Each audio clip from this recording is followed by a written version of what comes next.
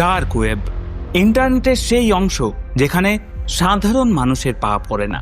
তাই এই ডার্ক ওয়েবের দুনিয়া যে কতটা খতরনাক সেটা আমরা এখনো পুরোপুরি জেনে উঠতে পারিনি। কিন্তু সেই অন্ধকার জগতেই পৃথিবীর অন্যতম ভয়ঙ্কর অপরাধ চক্র গড়ে তুলেছিল এক মনস্টার, পিটার স্কালি। এই মানুষটা আর কোনোদিন কারাগারের বাইরের পৃথিবী দেখতে পাবে না, কারণ তার নামে ঘোষণা করা হয়েছে 129 বছরের কারাদণ্ড। হ্যাঁ, ঠিকই শুনেছেন, 129 বছর। এবার অনেকেই ভাবছেন যে লোকটা এমন কি অপরাধ করেছে যে 129 বছরের সাজা হলো তার। সেটাই বলবো আজকের এই ভিডিওতে। আমরা জানবো কিভাবে একটা সভ্য মানুষ হয়ে উঠেছিল একজন প্রেডেটর। আমরা দেখব বিশ্বের বাঘা বাঘা সমস্ত তদন্তকারী সংস্থা কিভাবে একজোট বেঁধেছিল এই অপরাধীকে ধরার জন্য, এবং আমরা সতর্ক করব নিজেদের এবং সমাজের অন্যান্য মানুষদেরকেও। তাহলে চলুন আর এক ফোঁটাও সময় নষ্ট না করে শুরু করা যাক আমাদের আজকের video, Peter Scully and no limits fun. তবে ভিডিওটা শুরু করার আগে আপনাদেরকে কয়েকটা বিষয়ে সতর্ক করে দেওয়া জরুরি। প্রথমেই বলি, আজকের এই ভিডিওটা অনেককেই মানসিক অস্বস্তিতে ফেলতে পারে, আপনাদের কোনো পার্সোনাল ট্রমা ট্রিগার করতে পারে, এবং দ্বিতীয়ত এই ভিডিওটা শিশুদের জন্য বা 18 বছরের কম বয়সীদের জন্য একেবারেই উপযুক্ত নয়। আর লাস্টলি, আমি এবং আমার গোটা টিম এই ধরনের কন্টেন্ট কখনোই প্রমোট করে না। তাহলে চলুন আর দেরি না করে শুরু করা যাক। সাল 1963, 13ই জানুয়ারি অস্ট্রেলিয়ার মেলবোর্ন শহরে জন্মগ্রহণ করেছিলেন পিটার জেরার্ড স্কালি। তার শৈশবের দিনগুলো কিরকম ছিল সেই বিষয়ে খুব বেশি জানা যায় না, তবে শোনা যায় মেলবোর্ন শহরের একটি চার্চের পাদ্রী ছোটবেলায় তাকে সেক্সুয়ালি অ্যাবিউজ করেছিল, এবং তারপর কেটে গেছে অনেকগুলো বছর। খাতায় কলমে পিটার স্কালি একজন ব্যবসায়ী, পরিবার বলতে স্ত্রী এবং 2 সন্তান। মেলবোর্নের নারেওয়ারেন নামক একটা শহরতলিতে তিনি বসবাস করেন। কিন্তু কিসের ব্যবসা করত পিটার স্কালি? কেমন ছিল সেই ব্যবসার আসল রূপ? এটা একটু সংক্ষেপে বলি আপনাদের। পিটার স্কালি মূলত এক ধরনের রিয়েল এস্টেট স্কিম বিক্রি করছিল। সেই স্কিম অনুযায়ী যে সমস্ত মানুষের রোজগার কম, নিজের বাড়ি বলতে কিছুই নেই, একা হাতে পুরো সংসার টানতে টানতে ক্লান্ত, সেই মানুষদের সামনে স্বপ্নের পসরা সাজিয়ে বসত পিটার। বিলাসবহুল ফ্ল্যাট, BMW গাড়ি এবং আরও রঙিন রঙিন দুনিয়ার মিথ্যে মায়ায় ভেসে গিয়েছিল অস্ট্রেলিয়ার অসংখ্য মানুষ। সাল 2005, পিটার স্কালির রিয়েল এস্টেট স্কিমের ব্যবসা পুরোপুরি ধসে পড়ল। অবশ্য সেটাই স্বাভাবিক, লোক ঠকিয়ে আর কদিন চলা যায়। তবে যেটা অস্বাভাবিক সেটা হচ্ছে $26 লক্ষ ঋণের বোঝা। এটা ছিল সাধারণ মানুষকে মিথ্যে স্বপ্ন বিক্রি করার খেসারত। বেসিক্যালি এটাই সেই সময় যখন থেকে পিটার স্কালির পেছনে পুলিশ তাড়া করতে শুরু করে। ঠিক 4 বছরের মধ্যে, অর্থাৎ 2009 সাল নাগাদ, অস্ট্রেলিয়ার সিকিউরিটিজ অ্যান্ড ইনভেস্টমেন্ট কমিশনের একটা তদন্ত উঠে আসে। রিয়েল এস্টেটের জালিয়াতি সংক্রান্ত 117টা পৃথক পৃথক অপরাধের সঙ্গে জড়িত ছিল এই পিটার স্কালি। কিন্তু পুলিশ তাকে অ্যারেস্ট করার আগেই সে অস্ট্রেলিয়া ছেড়ে কোনো রকমে পালিয়ে যায়, তাও আবার নিজস্ব চার্টার্ড ফ্লাইটে চেপে। আর হয়তো এখান থেকেই পিটার স্কালির জীবনের সবথেকে নির্মম পরিহাসের সূচনা হয়। যে জালিয়াতির অপরাধ থেকে সে পালিয়েছে, পৃথিবীর মানুষ কিন্তু সেই অপরাধের জন্য তাকে মনে রাখেনি। তাহলে প্রশ্ন আসে, মনে রেখেছে কিসের জন্য? বিশ্বাস করুন, সেগুলো বললে গা শিউরে উঠবে। ভয়ে নয়, বরং একরাশ ঘেন্নায়। অস্ট্রেলিয়া থেকে পালিয়ে দক্ষিণ ফিলিপিনের একটা দ্বীপে আত্মগোপন করে পিটার স্কালি। এই সেই অভিশপ্ত দ্বীপ যেখানে নিজের পরিবারের থেকে দূরে, নিজের দেশ থেকে দূরে, পুলিশের থেকে পালানোর পরে শুরু হয়েছিল পিটার স্কালির অপরাধের এক নতুন অধ্যায়। এই দ্বীপে আসার পর পিটার স্কালি আর মানুষ হয়ে বাঁচেনি। সে পরিণত হয়েছিল জঘন্য, কুৎসিত, ঘৃণ্য একটা জীবে, একজন জলজ্যান্ত মনস্টারে। এই দ্বীপের নাম হচ্ছে মিন্দানাও। এটা ফিলিপিন্সের 2য় বৃহত্তম দ্বীপ। জনসংখ্যার নিরিখে পৃথিবীর মধ্যে 7ম বৃহত্তম দ্বীপ হিসেবে পরিচিত। সেই দ্বীপেরই একটা শহরের নাম কাগায়ান দে ওরো। কিন্তু দুঃখের বিষয়, এই মিন্দানাও দ্বীপে বসেই পিটার স্কালি গড়ে তুলেছিল একটা আন্তর্জাতিক পিডোফাইল র্যাকেট। গোটা পৃথিবী জুড়ে অজস্র বিকৃত মনস্ক মানুষ ডার্ক ওয়েবের মাধ্যমে যুক্ত হচ্ছিল এই র্যাকেটের সঙ্গে। বিকৃত মনস্ক কেন বললাম জানেন?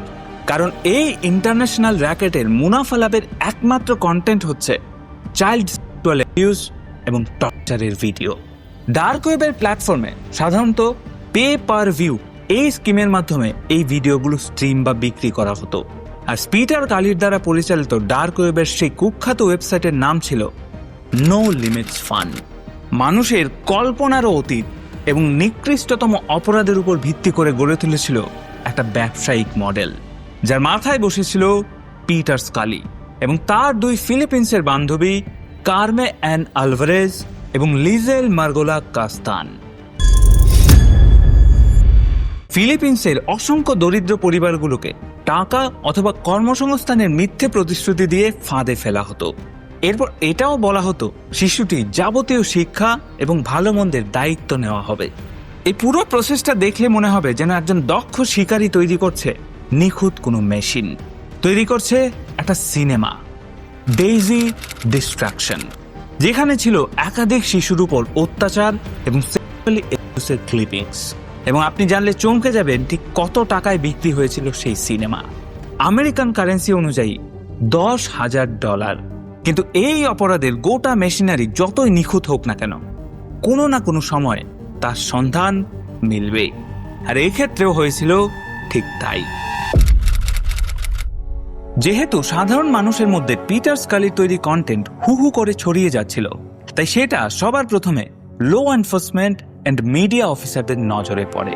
তদন্তের সূত্রপাত ফিলিপিন্স থেকে 10,000 কিলোমিটার দূরে নেদারল্যান্ডসে। Dutch national child exploitation team প্রথমে এই তদন্তে এগিয়ে এসেছিল।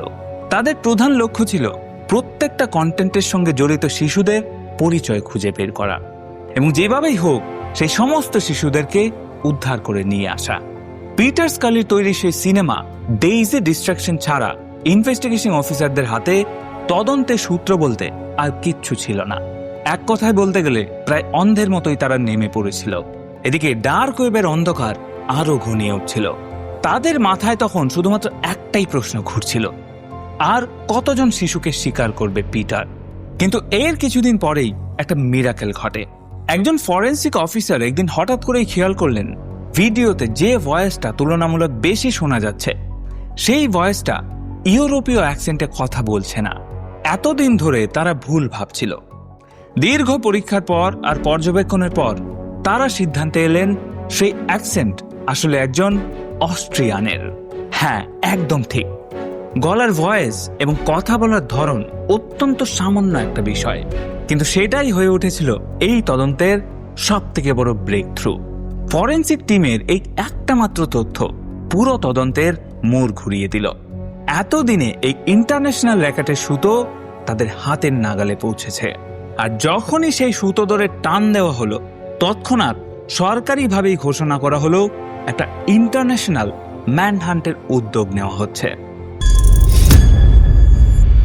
শুরু হলো একটা রোমহর্ষক অভিযান।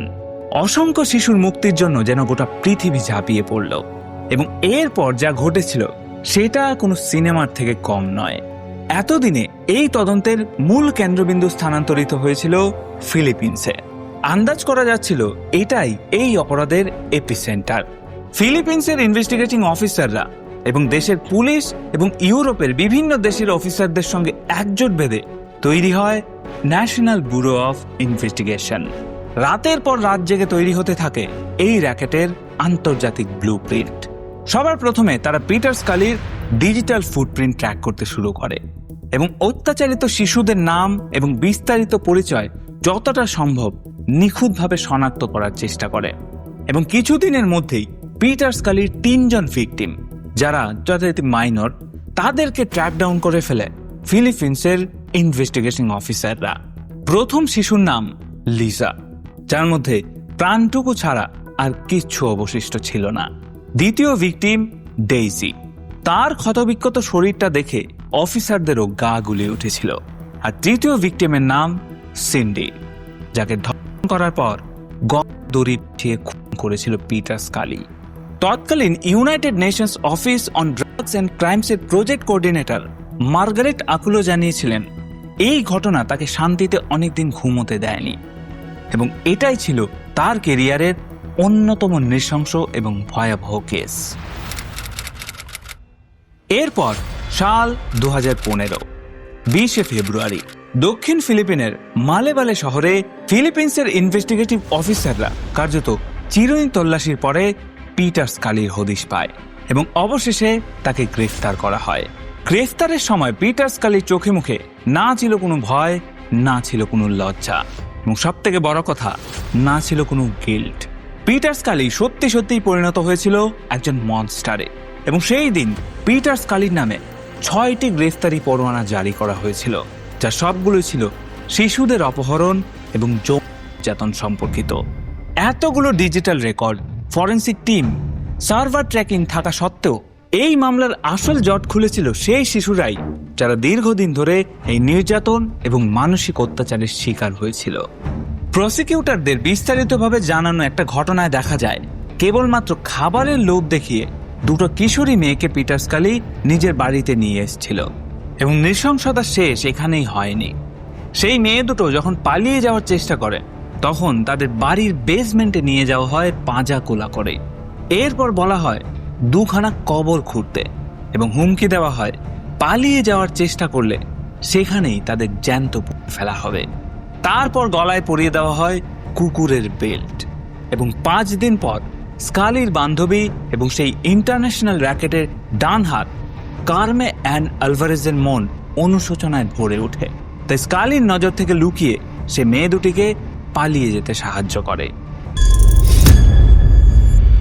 কেন এরকম করেছিল আলভারেজ? কেন সে নিজেই পুলিশের কাছে অভিযোগ জানিয়েছিল? তার অপরাধবোধ বা পাপবোধ এতটাই মারাত্মক হয়ে উঠেছিল যে সেই প্রথম স্কালির নিখুঁত মেশিনারিকে এক্সপোজ করে দেয়। আসলে মানুষের বিবেক হয়তো এইভাবেই চরম মুহূর্তে জাগ্রত হয়ে ওঠে।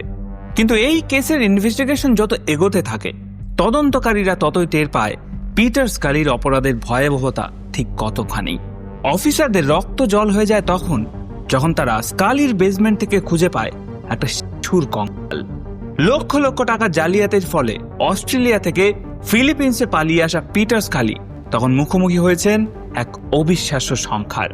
সব মিলিয়ে পিটার স্কালির বিরুদ্ধে 75টি অভিযোগ ওঠে। অন্তত 7 জন শিশুর ধর্ষণ এবং পাচারের অভিযোগ যার মধ্যে সামিল। তদন্তে উঠে আসে ঠিক কিভাবে পিটার স্কালি এই র্যাকেটকে ছড়িয়ে দিয়েছিল গোটা পৃথিবীতে। জার্মানি থেকে ব্রাজিল, বহু দেশেই সে খুঁজে পেয়েছিল তার যোগ্য সহকারী কিংবা ডার্ক ওয়েবের বন্ধু। তারপর 2015 সালের মার্চ মাসে অস্ট্রেলিয়ান টেলিভিশনের জনপ্রিয় মুখ টারা ব্রাউনের সঙ্গে একটা সাক্ষাৎকারে পিটার স্কালি বলেন, জেলে বসেই সে ডায়েরি লেখে সারাদিন। সে লেখে শিশুদের ধর্ষণের এই মানসিক বিকৃতি তার মস্তিষ্কে প্রবেশ করেছিল কেন। যদিও কোনো যুক্তি জাস্টিফাইড নয় এবং হতে পারে না, কিন্তু এই বছরেই অক্টোবর মাসে, মানে এই গত অক্টোবর মাসে ফিলিপিন্স জেলের সেই এভিডেন্স রুম বিধ্বংসী আগুনে পুড়ে যায়, যার ফলে পিটার স্কালির কম্পিউটার লগ, কি এভিডেন্স এবং যাবতীয় প্রমাণগুলো জাস্ট ধ্বংস হয়ে যায়। তবুও এই কেসের তদন্ত এবং শুনানি কিন্তু থেমে থাকে না। ইনভেস্টিগেটিং অফিসার এবং প্রসিকিউটররা মামলাটাকে চালিয়ে যান। ভিকটিমদের সাক্ষ্য প্রমাণ এবং ইন্টারন্যাশনাল অফিসারদের যা কিছু তদন্ত, তার উপর ভিত্তি করে পুরো মামলাটা চলতে থাকে। এবার প্রমাণ যখন একদম নিখুঁত থাকে তখন মামলায় যেতে এক কথা, আর আগুনের গ্রাস থেকে বেঁচে যাওয়ার অবশিষ্ট টুকরো পুনরায় সাজিয়ে মামলা ধরে রাখা সম্পূর্ণ অন্য কথা। জাস্টিস কোনোদিনও একদিনে আসে না। এই কেসের ক্ষেত্রেও জাস্টিস একবারে আসেনি। 13 জুন সাল 2018 পিটার স্কালি এবং তার সহযোগী কার্মে অ্যান আলভারেজকে যাবজ্জীবনের কারাদণ্ড দেওয়া হয়, কিন্তু প্রসিকিউটরদের কাজ তখনও শেষ হয়নি। 2022 সালের 22 নভেম্বরে দ্বিতীয়বারের মতো দোষী সাব্যস্ত করা হয় এবং তার সাথে যুক্ত হয় এই অতিরিক্ত 129 বছরের কারাদণ্ড। কোর্ট যে রায় ঘোষণা করেছিল তারপরে লোকাল প্রসিকিউটর মার্লিন বারোরা সংবাদ মাধ্যমে জানান, পৃথিবীর সমস্ত অ্যাবিউসার, পৃথিবী জুড়ে হিউম্যান ট্রাফিকিং এর সঙ্গে জড়িয়ে সমস্ত নেটওয়ার্কের জন্য একটা স্ট্রং স্টেটমেন্ট দিল এই কেস। যে কোনো অপরাধের পরিণতি কখনোই ভালো হয় না। আজকের তারিখে দক্ষিণ ফিলিপিনের ডাভাও প্রিজন অ্যান্ড প্যানেল ফার্মে বন্দী আছে এই পিটার স্কালি, এবং সেখানেই এখন 129 বছরের কারাদণ্ড ভোগ করছে। এই সাজা ভোগ করতে করতে একদিন কারাগারেই পৌঁছে যাবে সে। তবে এই চিরস্থায়ী গল্পের কেন্দ্রীয় চরিত্র পিটার স্কালি এবং নো লিমিটস ফান হলেও এই কেসটা এক ফোঁটাও ফানি নয়। এই গল্পের নায়ক সেই ডাচ ফরেন্সিক অফিসার, যিনি প্রথম লক্ষ্য করেছিলেন কণ্ঠস্বর এবং অ্যাকসেন্ট। এই গল্পটা 4টে মহাদেশের তদন্তকারী অফিসারদের গল্প, যারা কোনো অপরাধীকে আড়াল করার জন্য আন্তর্জাতিক সীমানায় বাধা হয়ে দাঁড়ায়নি। ফিলিপিনো এজেন্ট এবং প্রসিকিউটরদের গল্প, যারা সেই ধীর গতির কঠিন এবং অপরিহার্য কাজটা সম্পন্ন করতে পেরেছিলেন এবং প্রমাণসমূহ পুড়ে যাওয়ার পরেও মামলাটাকে নতুন করে গড়ে তুলেছিলেন। এই গল্প ডার্ক ওয়েবের অন্ধকারের গল্প, তাই সেটা থেকে সবসময় সাবধান থাকবেন। এবং সর্বোপরি এই গল্পটা সেই শিশুদের গল্প যারা খাঁচা থেকে মনের জোরে পালিয়ে এসেছিল, যারা লজ্জায় চুপ করে থাকেনি, বরং চিৎকার করেছিল, চিৎকার করে মুছে ফেলতে চেয়েছিল নিজেদের অতীতের অত্যাচারের কাহিনী এবং বদলাতে চেয়েছিল নিজেদের ভবিষ্যৎ। তাই এই গল্প নিশ্চিদ্র অন্ধকার থেকে আলোয় উত্তরণের গল্প। ভিডিওটা কেমন লাগলো সেটা অবশ্যই কমেন্ট করে জানাবেন, এবং আগামীতে এই ধরনের আর কোন কোন ঘটনা নিয়ে আপনারা ভিডিও দেখতে চান সেটা অবশ্যই কমেন্ট করে জানাবেন। আমি এই ভিডিওটা শেষ করছি এখানেই। দেখা হচ্ছে অন্য কোনো ভিডিওতে। ততক্ষণ অবধি ভালো থাকবেন, সুস্থ থাকবেন। Tata, good bye, love you.